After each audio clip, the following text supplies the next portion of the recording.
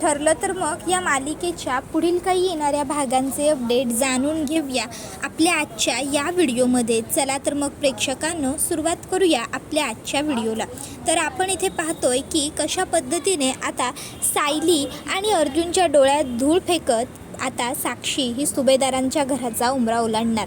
आता नेमकं कसं काय घडतं हे सगळं काही आपल्या व्हिडिओमध्ये सविस्तरपणे जाणून घेऊया। डायनिंग टेबलवरती सगळेजण जेवायला बसलेले असताना आता इकडे अचानक स्मित रडायला लागतो। त्यावेळी अस्मिता पटकन उठून जात असते। त्यावेळी घरातले तिला तू थांब असं म्हणतात।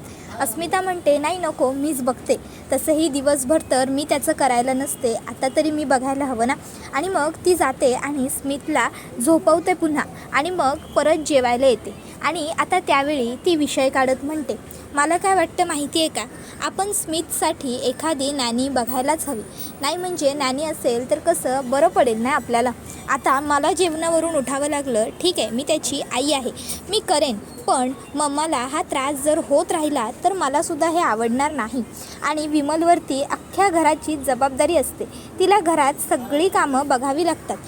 राहिला प्रश्न सायलीचा, तर तिलासुद्धा आश्रमात जायचं असतं हल्ली, आश्रमातून तिला वेळच मिळत नसतो स्मितकडे बघण्यासाठी। मला वाटलं होतं सायलीसुद्धा स्मितकडे थोडंफार लक्ष देऊ शकेल, पण तिला तिच्या कामातून वेळच मिळत नाही आहे, तिला तिच्या आश्रमातल्या मुलांमधून उसंत येतच नाही आहे। मग आपण सायलीवरती तरी कसं अवलंबून राहायचं। या सगळ्यात स्मितचे हाल आणि मम्माचे कष्ट जास्तच होत आहेत। त्याबरोबर मग आता कल्पना म्हणते असं काही नाही आहे अस्मिता, तुला उगाच हे असं वाटतंय।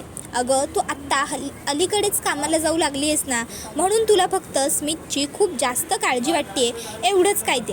आणि राहिला प्रश्न माझ्या कष्टांचा, माझे हाल होण्याचा, तर तसं काही नाही आहे। हे बघ मला काही मुलं सांभाळता येत नाही का, तुम्हा तिघांना लहानाचं मोठं मीच केलं ना।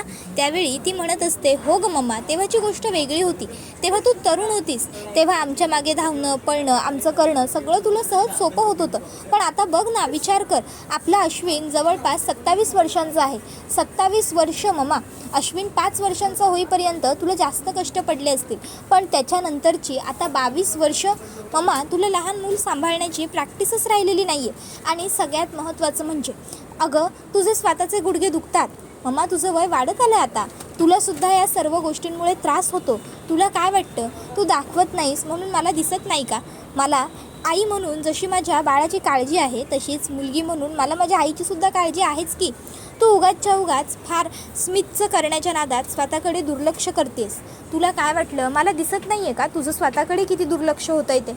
मम्मा हे बघ मला माहिती आहे तुझा स्मितवर खूप जीव आहे वगैरे वगैरे, पण उगाचच्या उगाच स्मितमुळे तुला त्रास होत असेल ना, तर ते सुद्धा मला नकोसच वाटतंय।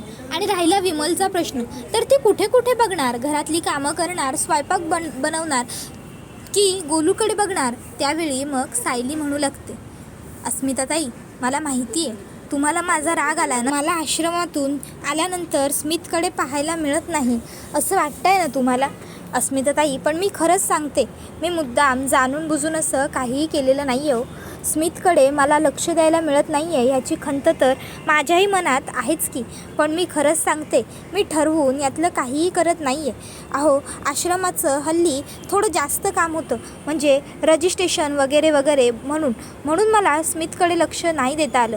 पण आता तुम्ही काही काळजी करू नका अस्मिताताई, आता ते सगळं काम पार पडून गेलेलं आहे, आता मला स्मितकडे सुद्धा बघता येईल। त्यामुळे तुम्ही त्याच्यासाठी नॅनी वगैरे ठेवण्याचा हा जो काही विचार करताय तो नाही केला तरीही चालेल। आता मी आहे ना, मी घेईन स्मितची काळजी, तुम्ही फार काळजी करू नका स्मितची।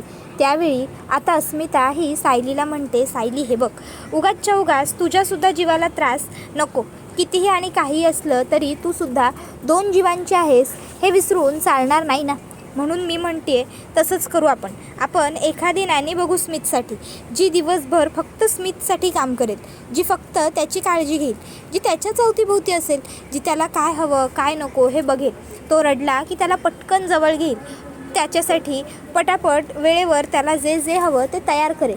उगाचच्या उगाच स्मितमुळे तुम्हा सगळ्यांनाच त्रास होतो आहे आणि हे मला नाही बघवत आहे। त्याला घ्यायच्या नादात मम्माचं स्वतःकडे दुर्लक्ष होतं आहे, त्याला घ्यायच्या नादात विमललासुद्धा अडचण होती, आणि तुला तर वेळच नाही आहे स्मितसाठी.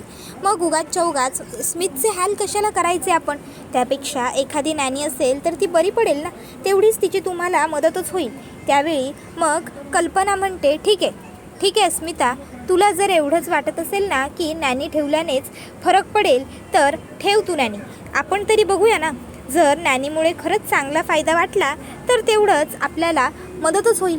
आणि तसंही आता जेव्हा सायलीची डिलिव्हरीसुद्धा होईल तेव्हा मग आपल्याला घरामध्ये आणखीन एखाद्या मोलकरणीची गरज भासेलच. मग तेव्हा आपण काय करणार आहोत. त्यापेक्षा जर आत्तापासूनच आपल्याकडे एखादी बाई काम करत असेल तर आपल्याला तिला जास्तीचे पैसे देऊन जास्त वेळ थांबवता येऊ शकतं. म्हणून मला अस्मिता म्हणते ते म्हणणं पटतंय. आपण ठेवून घेऊया स्मितसाठी एखादी नॅनी. अस्मिता, तुझ्या ओळखीत असेल कोणी बाई तर ती तूच सांगतेस का. त्यावर अस्मिता म्हणते ठीक आहे, मी बघते माझ्या ऑफिसमधल्या 2-3 बायकांच्या घरी आधी नॅनी आहेत. जर त्यांच्या ओळखीच्या कोणी बायका असतील तर मी त्यांना विचारते. मे बी आपल्याला कोणीतरी चांगलीच नॅनी मिळेल स्मितसाठी. आणि मॉम, तू काहीच काळजी करू नकोस. तसंही ती बाई तुझ्या हाताखालीच काम करणार आहे, तुझ्या देखरेखीखाली. तुला जर तिचं काही पटलं नाही किंवा तुला जर तिचं काही आवडलं नाही तर तू ताबडतोब तिला लगेचच्या लगेच बोलू शकतेस. त्याबरोबर कल्पना म्हणते हो, ते तर मी करणारच आहे.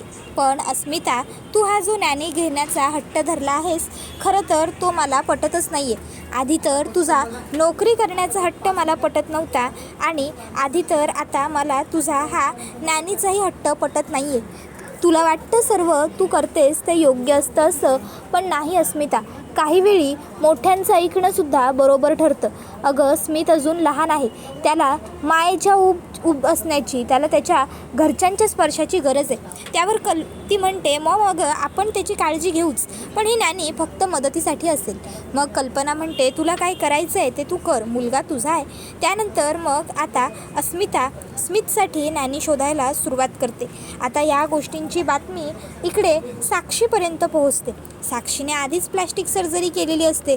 मग ती विचार करते वा संधीसुद्धा काय मला स्वतःहून चालून आली आहे. जर मी त्या सचिनच्या मुलाची नॅनी म्हणून तिकडे राहायला गेले तर मला सुभेदारांच्या घरातली सगळी माहिती अगदी सहज मिळेल.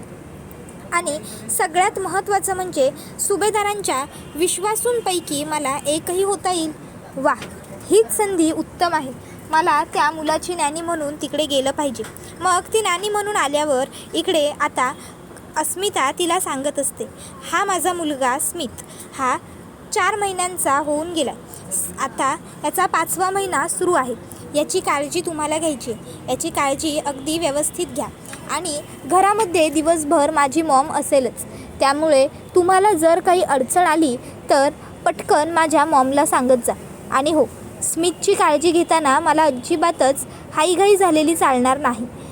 त्याची काळजी घेता यावी त्याच्यासाठी कोणीतरी वेगळं माणूस दिवसभर अवेलेबल असावं, म्हणून मी तुम्हाला कामावरती ठेवते. याची काळजी घ्या. स्मितला दिवसभर चांगलं सांभाळा आणि बाकीचे जे काही इन्स्ट्रक्शन्स असतील ते माझी मम्मा तुम्हाला प्रोव्हाइड करेलच. त्यानंतर मग कल्पना म्हणत असते, हे बघा, खरं तर हे नॅनी वगैरे ठेवणं, आपल्या मुलांना कोणीतरी बाहेरून येऊन सांभाळणं, हे सगळं माझ्या विचारांना पटत नाही. पण ह्या आत्ताच्या मुलांना असं वाटतं की हेच सगळं काही योग्य असतं. म्हणून यांना वाटतंय तर तुम्ही कामावर या, पण काम व्यवस्थित केलंच पाहिजे. मी दिवसभर तुमच्यावर लक्ष ठेवून असेनच. त्यावेळी ती म्हणते की हो तुम्ही काही काळजी करूच नका. त्यावेळी मग आता अर्जुन आणि सायलीसुद्धा त्या बाईला इन्स्ट्रक्शन्स देतात, म्हणजे साक्षीला इन्स्ट्रक्शन्स देतात की जो स्मित आहे तो खूप मस्तीखोर आहे, खूप चंचल आहे, त्यामुळे दिवसभर त्याच्याकडे बघतच राहावं लागेल. तर दिवसभर त्याच्यावरती लक्ष ठेवत चला. तर ती म्हणते की तुम्ही काहीही काळजी करू नका. माझं दिवसभर स्मितवरती लक्ष अगदी बारकाईने असेल. मी त्याला अगदी माझ्या स्वतःच्या पोटच्या मुलासारखा सांभाळेन. मी त्याची खूप जास्त काळजी घेईन, अगदी स्वतःच्या मुलाप्रमाणे, स्वतःच्या घरातल्या बाळाप्रमाणे. त्यामुळे तुम्ही माझ्याकडे त्याला बिनधास्त सुपूर्त करा. मी त्याची व्यवस्थित काळजी घेईनच. शेवटी लहान मुलं ही देवाघरची फुलं असतात. लहान मुलांना जपलं तर देव आपल्याला आशीर्वाद तितका जास्त देतो. त्यामुळे तुम्ही स्मितची काहीही काळजी करू नका. आजपासून स्मित माझी जबाबदारी आहे. त्यावेळी ते तिला विचारतात, तुझी पगाराची अपेक्षा काय आहे? त्यावर ती सांगते, पगाराची अपेक्षा नाही, पगाराची अपेक्षा वगैरे असं माझं काही म्हणणं नाही आहे.